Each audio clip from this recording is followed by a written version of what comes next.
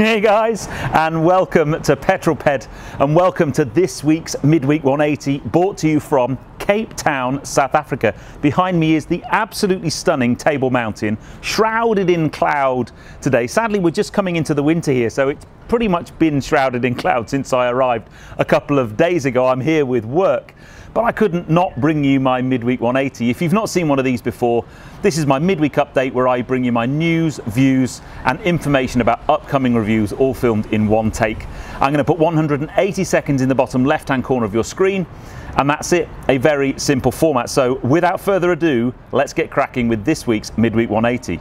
I shall start my timer. Okay, leader of the pack last week was B17 BLG. Congratulations, sir, for being first comment. And you are joined in the top famous 5 by Speed Machine 35, VXR Bandit, Stuart Parker and Vinnie Vincent. So whoever puts the first comment this week, you will be my leader of the pack next week. And the first 5 comments, you will be in my famous 5. Where are you and what you're doing? Well, that was Dickie McVitie having a cup of tea and kissing me. So I love that because it rhymed. So it doesn't have to rhyme, but wherever you are right now and whatever you're doing, put it in the comments below and I will give you a shout out next week. Now, last week's question was about any ridiculous car modifications you may have made at some point in your driving history. There were some absolute corkers. I recommend go back and look at the comments from last week's Midweek 180. But the 2 that did make me chuckle the most, Jazz Dude 1981 basically had a 306 and wanted a short shifter, couldn't afford one, so just chopped a few inches off the top of the gear stick and then put a dodgy Halfords gear knob on the top. Surprisingly, it didn't work very well. And Guillem Campagnaro wanted to lower his car, couldn't afford to do it properly, so just cut a few inches off the top of each of the springs to lower the car. When was that ever going to be a good idea? Anyway, this week's question, on a more somber note, I want to know who your motorsport or motor racing heroes are, because yesterday we had the tragic and sad news that Niki Lauda had passed away, and clearly for many of us, true legend of the sport, but a big hero for many people after his horrific accident in 1976. Being read the last rites in hospital, he was back racing just 40 days after the accident. Unbelievable, perhaps the best comeback in sporting history, and won 2 world titles after that as well. Absolute legend. So yeah, who are your motor racing heroes? Maybe a modern day racing hero would be Billy Monger, because recently, a couple of days ago, Billy won the Pau Grand Prix. Absolutely stunning. It's great to see him starting to win races. How long will it be before we see him in a Formula 1 car? I would love to know your views on that. Also got to mention Alonso failing to qualify for Indy 500.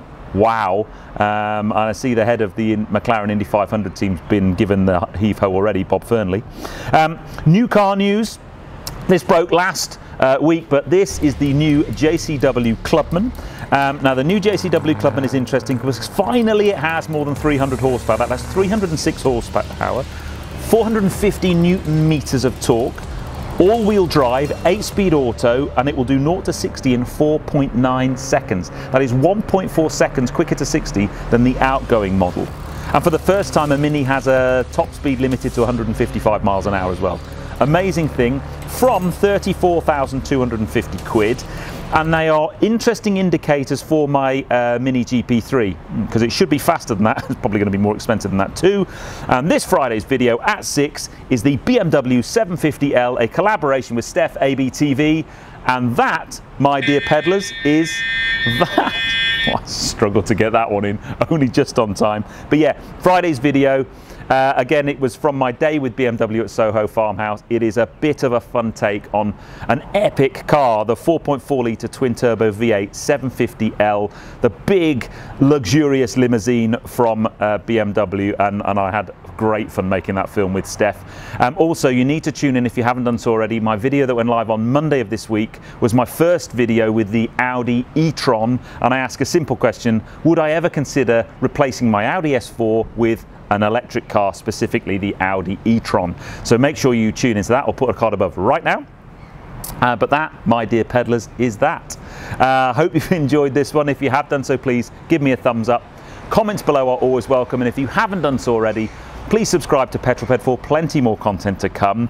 And from the beautiful, maybe one of my best backdrops yet, Table Mountain here in Cape Town, South Africa, I'll see you on the next film, guys, which remember is this Friday at 6 for my collaboration with StefABTV in the BMW 750L. It's a good one. You don't want to miss out. I'll see you on that film, guys. But you take care. Drive safe.